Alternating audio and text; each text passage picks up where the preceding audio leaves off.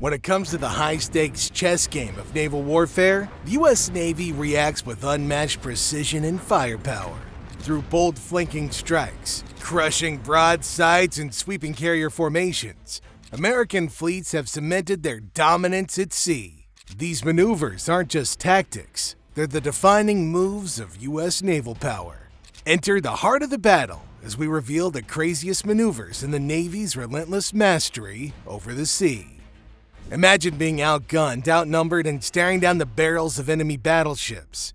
In this impossible scenario, the U.S. Navy's Taffy 3 turned the tide with sheer grit and daring tactics. The Battle of Samar, part of the Battle of Leyte Gulf in 1944, saw the U.S. Navy's Taffy 3 group face a powerful Japanese force in one of World War II's most astonishing naval confrontations.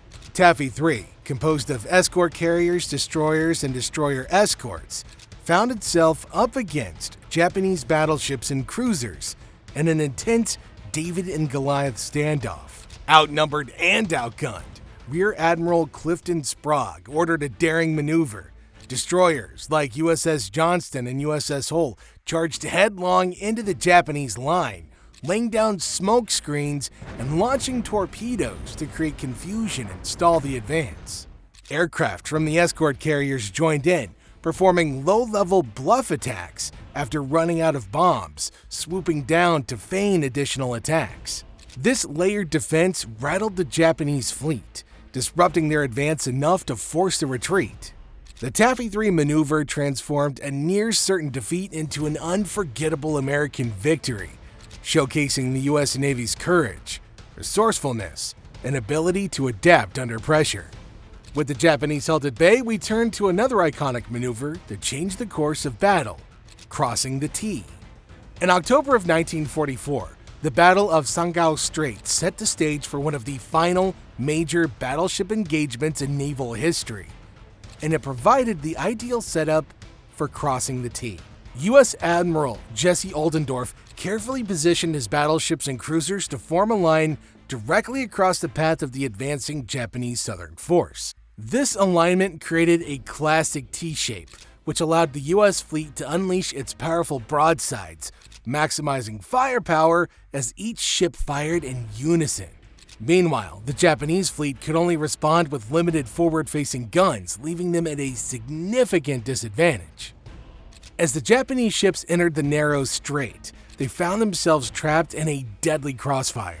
U.S. forces poured relentless broadsides into the enemy line, shattering the Japanese formation and halting their advance. The maneuver delivered a decisive blow, resulting in the loss of multiple Japanese vessels and effectively dismantling their offensive capabilities. This expertly executed maneuver showed the impact of strategic positioning and precise fire coordination, defining one of the last great battleship victories. With the Japanese Southern force broken, the next maneuver saw U.S. forces hold one flank while engaging the enemy head-on. During the Battle of Leyte Gulf, U.S. forces executed a refused flank maneuver to avoid a potentially disastrous clash. With Japanese forces approaching from multiple directions, Admiral William Halsey skillfully repositioned his fleet, pulling back on one flank to restrict the Japanese advance while concentrating firepower where it would have the most impact. This maneuver allowed the U.S. forces to hold a solid defensive line while weakening the enemy's position, making it easier to disrupt their formations. By refusing one flank, Halsey's fleet created a flexible battle stance that allowed them to counter Japanese movements and adjust to changing conditions. This maneuver underscores the Navy's skill in altering fleet formations on the fly, ensuring that even in challenging situations, the U.S. fleet held the upper hand. This tactical shift not only minimized exposure, but also maximized control, allowing U.S. forces to keep Japanese forces contained and off balance. With one flank now secure, we set our sights on the form line of battle maneuver, which brought U.S. ships into formation to deliver concentrated firepower. There's strength in numbers, obviously, but in the form line of battle, it's the precision of a unified formation that unleashes a powerful wall of fire. The form line of battle maneuver is one of the oldest and most reliable tactics in naval warfare. Used extensively during World War II, including at the Battle of the Coral Sea, this formation involves ships aligning in a single line to unleash continuous broadsides on the enemy. By forming a wall of fire, the fleet could concentrate immense firepower, delivering coordinated attacks while minimizing exposure to enemy broadside attacks in return. At the Coral Sea, American ships used this tactic to establish a steady front against Japanese forces, allowing them to control the battle's pace and dictate positioning. This disciplined formation kept the fleet unified and effectively focused fire on advancing enemy ships, disrupting Japanese attempts to break through. The formed line of battle proved essential in early World War II engagements, as it allowed the U.S. Navy to maximize offensive power while maintaining solid defense, creating an overwhelming advantage. The power of this strategy lay in its sheer coordination and fire. Yet, when a maneuver demanded continuous engagement and control, the Navy's battle line pivot delivered a new level of tactical precision in the heat of combat. In the Battle of Manila Bay, U.S. ships moved with pinpoint accuracy, pivoting to keep relentless fire on the enemy and securing a sweeping victory. In the 1898 Battle of Manila Bay, Commodore George Dewey's use of the battle line pivot demonstrated a precise and disciplined approach to fleet positioning. As Dewey's squadron, led by the flagship USS Olympia, entered Manila Bay, they formed a single line, advancing toward the Spanish fleet in a coordinated line-ahead formation. Instead of engaging in a direct assault that could scatter the ships, Dewey kept his vessels moving in a continuous loop, or pivot, around a fixed point. In practice, this maneuver meant that each U.S. ship would fire broadsides at the Spanish fleet as it passed, then turn at the end of the line and circle back to the starting point, repeating the attack. This controlled looping allowed Dewey's ships to maintain a steady, relentless barrage without breaking formation.